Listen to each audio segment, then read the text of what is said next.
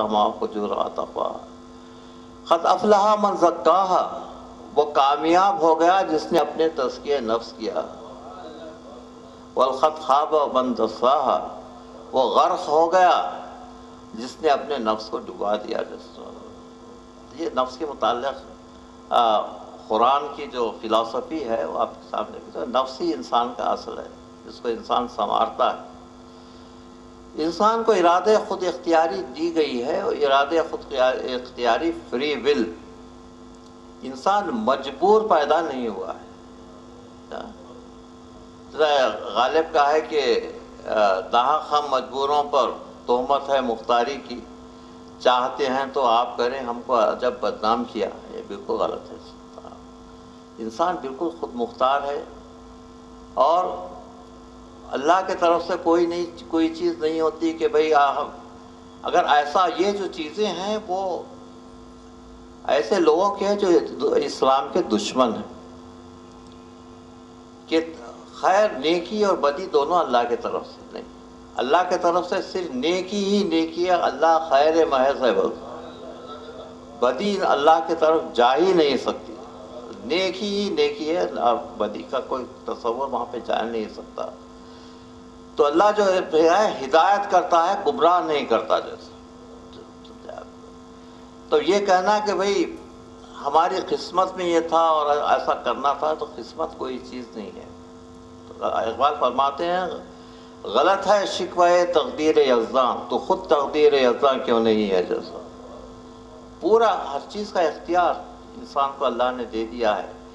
تو یہ جو چیزیں ہیں، فری ول جو ہے، اور نفس کو سنوارنا ہے، اور روح کی روحانی ترقی کے جو مقامات ہیں وہ سب اسلام میں انسان کو بتا دیے ہیں، کہ چاہے تم آگے بڑھو چاہے تم پیچھے ہو جاؤ، یہ بالکل تمہارا اختیار ہے، اس میں اللہ کا کچھ نہیں ہے۔ اللہ جو ہے خیر ہی خیر ہے، اور اللہ نے تمہارے لیے ساری چیزیں مہیا کر دی ہیں، اب اس کا تم فائدہ اٹھاؤ۔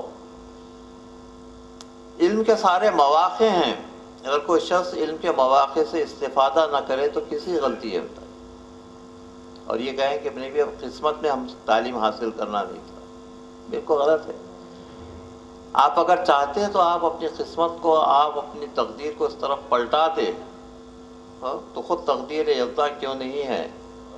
تو خود تقدیر یزداں، تو انسان کی جو تقدیر ہے وہ لکھی ہوئی نہیں ہے کوئی چیز۔ میں آپ کے سامنے عرض کرنا چاہتا ہوں کہ لکھی ہوئی کوئی چیز نہیں ہے، بلکہ آپ جو جو کر رہے ہیں وہ چیزیں لکھی جا رہی ہیں وہاں پر۔ جیسے یہ ہے، وقت پہلے سے کوئی چیز سیٹ نہیں ہے وہاں پہ کہ بھئی یہ چیز سیٹ ہے لہٰذا آپ کو ایسا ہو رہا ہے، دیکھیے، بلکہ آپ جو کر رہے ہیں وہ جو ہے وہاں پر لکھا جا رہا ہے۔ انسان بالکل انڈیپینڈنٹ ہے۔ تو یہ اسلام کا بہت بڑا یہ جو لبرٹی ہے سب ایکشنز کی، جو کہ انسان اپنی چیزوں کا خود ذمہ دار ہے، یہ بہت بڑی بات ہے۔ آخری بات جو میں عرض کرنا چاہتا ہوں، انشاءاللہ اس کو کنٹینیو کریں گے، اس پہ وہ روح کا تصور ہے۔ تو روح کیا چیز ہے؟ اللہ فرماتا ہے قرآن میں قُلِ الرُّوحُ مِنْ أَمْرِ رَبِّي وَمَا أُوتِیتُمْ إِلَّا مِنْ خَلِیلًا، کہ روح کے متعلق لوگ تم سے پوچھتے ہیں، ان سے کہو، اپنے رسول سے مخاطبت ہے کہ روح سے متعلق کہو کہ روح اللہ کا امر ہے، اور تم کو اس کے متعلق بہت کم نالج دی گئی ہے سب طرح۔ تو اسلام کا ایک ایسا فرقہ ہے جو روح کا قائل ہی نہیں ہے، کہ روح ہے ہی نہیں کوئی چیز۔ انسان کی جو زندگی ہے یہی زندگی ہے، مرنے کے بعد کوئی چیز نہیں ہے، اور جو ہے وہ ختم ہو جاتا ہے۔ تو اس لیے خبروں پر فاتحہ دینا اور یہ کرنا، اور جو ہے پھول چڑھانا، اور اس کے بعد جو ہے سب جا کے جو بزرگان دین کی خبروں پہ لوگ جاتے ہیں، خود رسول اللہ کے مزار کی جو قبر مطہر کی جو زیارت کی جاتی ہے، لوگ اس کے خلاف ہیں کہ بھئی نہیں، اس میں کوئی چیز نہیں ہے، تم ان سے کیا مانگ رہے ہو سب، اور کیوں ایسا کر رہے ہو؟ بالکل غلط بات ہے۔ روح ہے، اور روح کی اہمیت ہے، اور اللہ نے روح کو پیدا کیا ہے۔ اب دو اس میں تھیوریز ہیں، اور اسلامی تھیوری یہ ہے، ایک تو تھیوری یہ ہے کہ روح اور بدن دونوں ایک ساتھ خلق کیے گئے، اور اس کے بعد روح اور بدن جو ہے جب انسان کی موت ہوگی تو روح سے الگ ہو جائے گی، یہ کہتے ہیں۔ اور یعنی دونوں مادی ہیں، روح بھی مادی ہے اور جسم بھی مادی ہے، تو روح اور جسم دونوں مادی ہیں، یہ ہے۔ کہا کہ نہیں، دوسری تھیوری یہ ہے جو ہمارے ائمہ کی تھیوری ہے اور بہت سے اور ہمارے اسلامک فلاسفرز نے اس کو کہا ہے کہ نہیں، انہوں نے عالم مثال کی ایک رائے دی، عالم مثال کی کو پیش کیا، آئیڈیا عالم مثال کا۔ عالم مثال جو ہے اللہ نے اس کو عالم برزخ کہا ہے، قرآن میں عالم مثال جو ہے عالم برزخ ہے۔ مطلب یہ کہ روحوں کے ٹھہرنے کی جگہ۔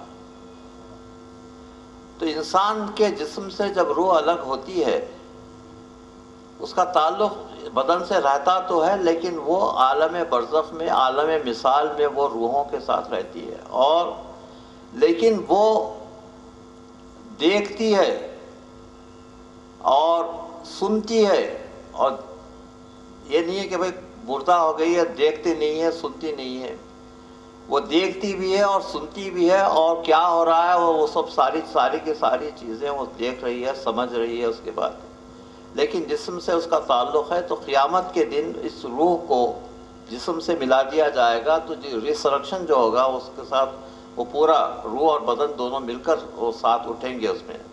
یہ نہیں کہ روح الگ ہے اور جسم الگ ہے، روح آ کر جسم سے ملق ہو جائے گی عالم مثال سے۔ تو روح زندہ ہے، اور نفس اس کو کہتے ہیں، وہ روح سے اس کا تعلق ہے، اور آپ جو چیزیں کر رہے ہیں وہ ساری کی ساری چیزوں کا تعلق روح سے ہے۔ تو جسم کیا چیز ہے؟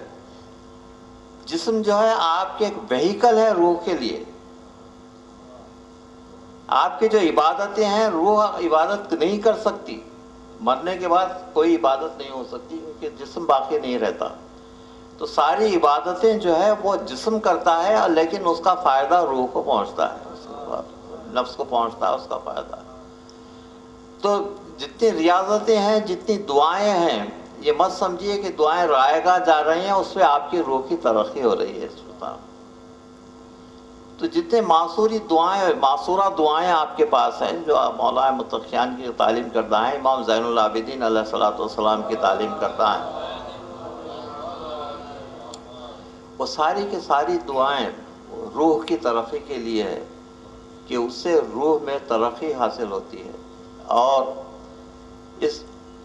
اس روح کی ترقی کا جو بلند ترین مقام ہے، وہ بلند ترین مقام، جو آخری مقام آج کی مجلس میں جو میں عرض کرنا چاہتا ہوں، وہ یہ ہے کہ اللہ کہے کہ اس روح کو، اس نفس کو جو بلند ترین مقامات پر چل جاتا ہے، وہ نفس جو ہے اس کا نفس باقی نہیں رہتا۔ وَمَنْ يَشِيء وَابْتَغَى مَرْضَاتُ اللَّهِ وَاللَّهُ رَءُوفٌ بِالْعِبَادِ، وہ جو اپنے نفس کو بیچ کر اللہ کی مرضی کو حاصل کرتا ہے، وہ نفس جو ہے نفس اللہ ہو جاتا ہے۔ صلوات پر محمد و آل محمد۔ وَمَنْ يَشِيء وَابْتَغَى مَرْضَاتُ اللَّهِ وَاللَّهُ رَءُوفٌ بِالْعِبَادِ، تو اس کا نفس نہیں ہے، بلکہ اس کا نفس اللہ کا نفس ہے، اور اس کے نفس کی بلندیوں کا کوئی اندازہ نہیں کیا سکتا۔ جو اللہ کا نفس ہے تو اس کے نفس کی، تو اس کے بعد اس کی کوئی مرضی باقی نہیں رہتی۔ اللہ فرماتا ہے وَمَا تَشَاءُونَ إِلَّا أَن يَشَاءَ اللَّهُ، تم وہی چاہتے ہو جو اللہ چاہتا ہے اسے۔ تو ان کی مرضی اللہ کی مرضی۔ تو یہ مت کہیے کہ یہ کیا دینے والے ہیں، اور اللہ سے کیوں ڈائریکٹ مانگتے ہو۔ اللہ سے ڈائریکٹ مانگنا چاہیے بھی نہیں، کہ اللہ کہتا ہے یا ایھا الذین آمنوا وابتغوا الیہ الوسیلہ، قرآن کی آیت۔ اللہ سے ڈائریکٹ آپ کبھی اپروچ کر نہیں سکتے۔ اللہ خود کہہ رہا ہے کہ وسیلے کے ذریعے سے مجھ تک آؤ۔ اور وسیلہ کیا ہے؟